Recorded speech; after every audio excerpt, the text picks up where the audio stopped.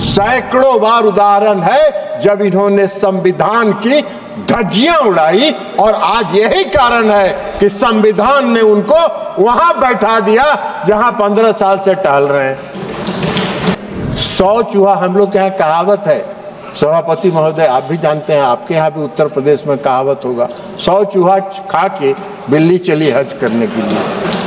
संविधान के भक्षक संविधान के रक्षक नहीं हो सकते। महाराष्ट्र और हरियाणा के चुनाव से तो कम से कम अभियो सीख लेना चाहिए था। कुछ सुधर जाइए, कुछ सुधर जाइएगा तो आगे ठीक रहेगा। संविधान के डर से इन्होंने जो भी इस तरह के फैसले किए वो दिन के उजाले में नहीं किए, रात के अंधेरे में किए। श्री राजीव रंजन सिंह जी। सभापति महोदय, भारत के संविधान ने 75 वर्ष पूरे किए हैं और भारत के संविधान के इस 75 वर्ष के गौरवशाली यात्रा पर हम आज चर्चा कर रहे हैं। हमारे संविधान के निर्माताओं ने जब संविधान का निर्माण किया तो उस संविधान में ही संविधान के दो पहलू, एक पहलू तो संविधान का वह है जो इस समाज के सभी वर्गों के लिए सामाजिक और आर्थिक उन्नति का रास्ता प्रशस्त करता है, तो दूसरी तरफ समाज संविधान के साथ छेड़छाड़ करने वालों के लिए भी उसी में प्रावधान है कि उनको कहां जगह मिलेगी।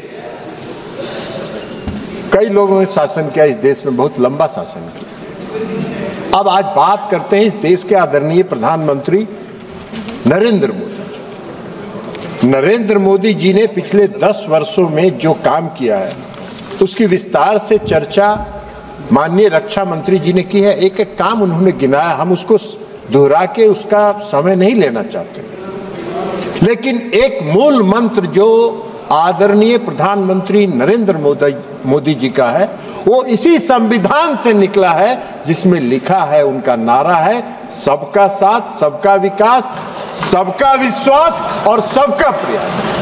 यही हमारा संविधान का मूल मंत्र है।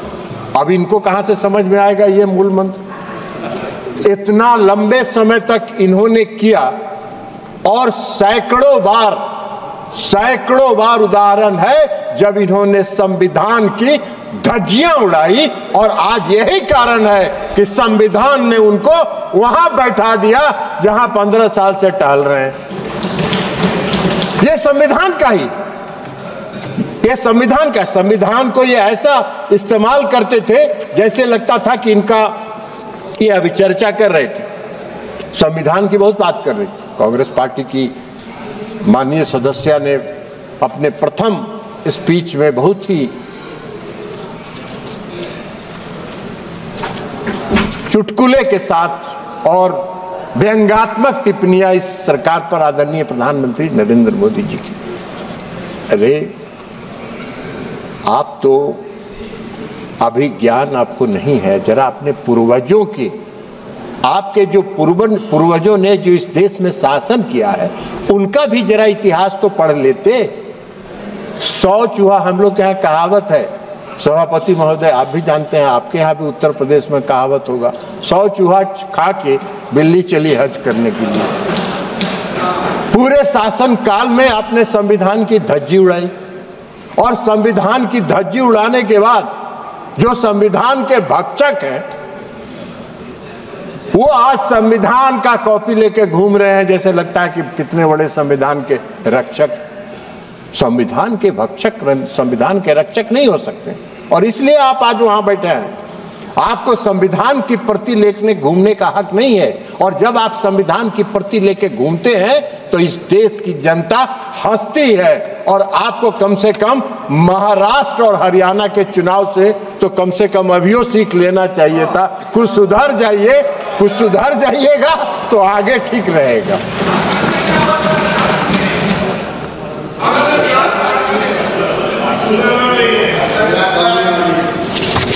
अब इन्होंने अपनी सुविधा के लिए अपनी सुविधा के लिए इस देश में संविधान में धारा 356 का प्रावधान है।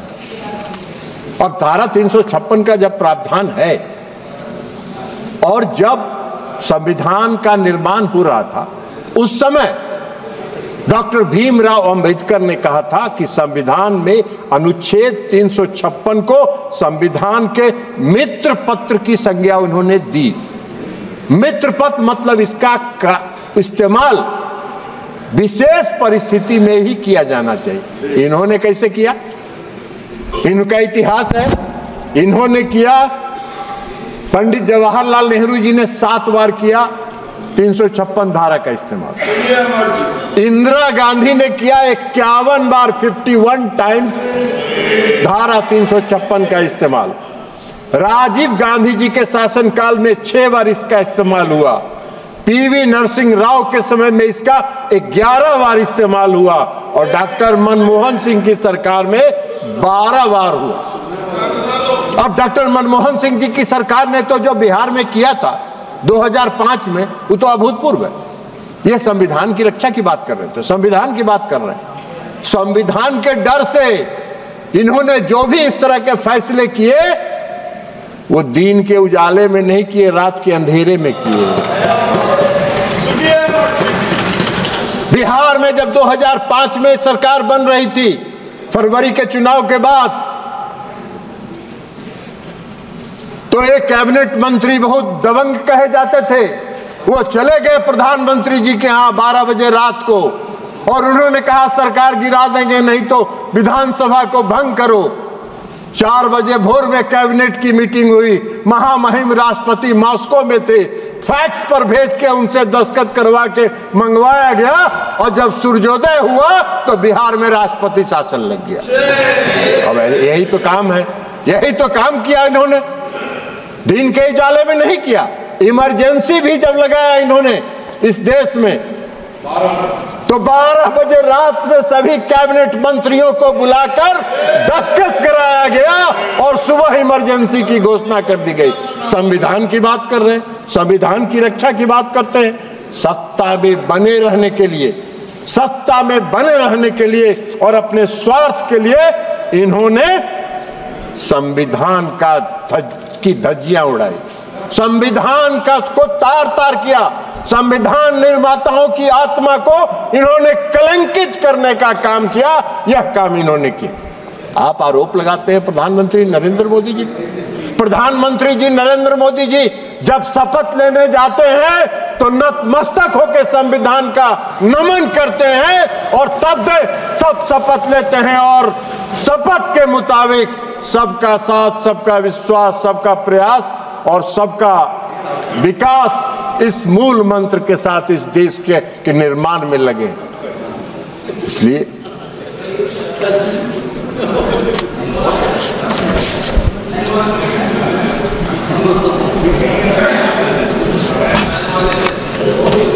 सभापति महोदय, कांग्रेस के लोग हैं कहां? कांग्रेस के लोग चले गए। वो संविधान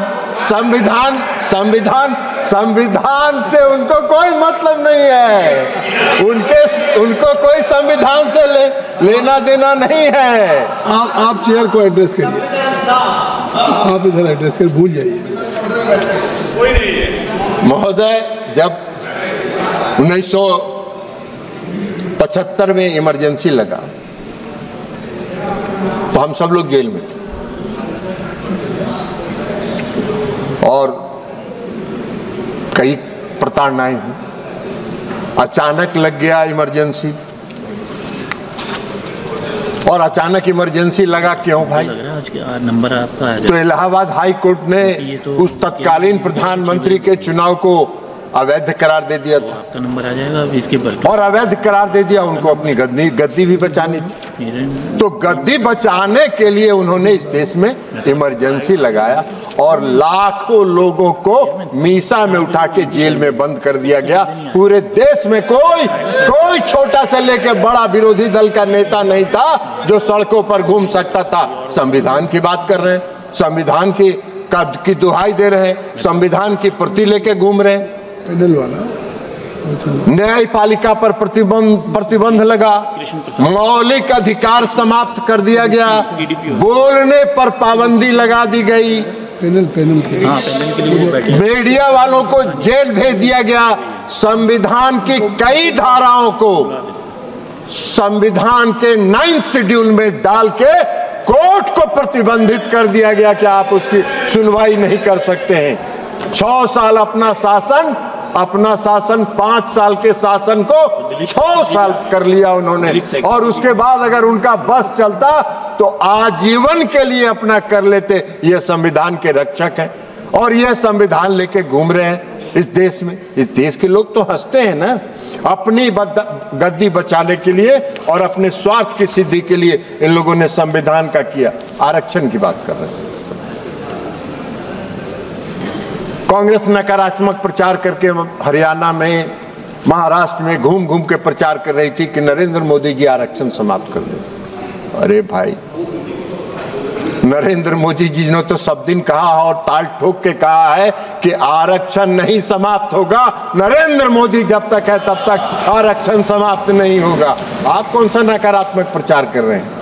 आपने क्या किया? आपके पूर्वज ने क्या कहा था? आपके पूर्वज ने क्या कहा था? डॉक्टर अंबेडकर ने कहा है संविधान के निर्माण के समय, आरक्षण बैसाखी नहीं सहारा, और वह एक सहारा है उन वर्गों के लिए जो दलित हैं, पिछड़े हैं, उनके उन वर्गों के लिए एक सहारा है। जो सहारा आज मिला हुआ है, आप उसको छेड़छाड़ करते हैं। आरक्षण के सवाल पर जब बिगड़ चला तो पंडित जवाहरलाल नेहरू ने 26 मई 1949 में जो संविधान के असेंबली में भाषण दिया और आरक्षण का विरोध किया। 15 अक्टूबर 1947 से पंडित जवाहरलाल नेहरू ने सभी प्रांतीय सरकारों को चिट्ठी लिखना शुरू किया। सभी प्रांतीय सरकारों को लिखा और 27 जून 1961 को लिखे पत्र में उन्होंने कहा है?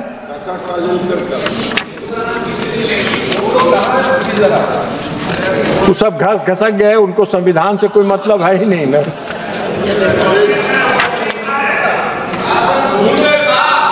भूल नहीं गए हैं, ठोकने के लिए पंडित नेहरू जी ने लिखा, आदरणीय पंडित नेहरू जी ने लिखा, राजीव रंजन जी कर रहे हैं। मैंने कहा 1961 को उन्होंने जो पत्र लिखा प्रांतीय सरकार को, उसमें लिखा यह सच है कि हम अनुसूचित जाति अनुसूचित जनजाति के लिए की मदद के लिए कुछ नियमों और परंपराओं से बंधे हैं, वे मदद के पात्र हैं, लेकिन फिर भी मैं किसी भी प्रकार के आरक्षण को नापसंद करता हूं। यह नेहरू जी का विचारधारा था, यह नेहरू जी की सोच थी, और ये आरक्षण का सवाल उठा रहे। अभी बोल रही थी माननीय सदस्य कांग्रेस पार्टी की, कई बातों की उन्होंने चर्चा की। आपको याद होगा एक बार सभापति महोदय इनका जो संविधान की धज्जी उड़ाने का एक चर्चा में अभी याद आ गया। 1982 में 1982 में हरियाणा में चुनाव हुआ था और बीजेपी और लोकदल दोनों के गठबंधन से सरकार बननी थी। हम ज्यादा बहुमत में थे।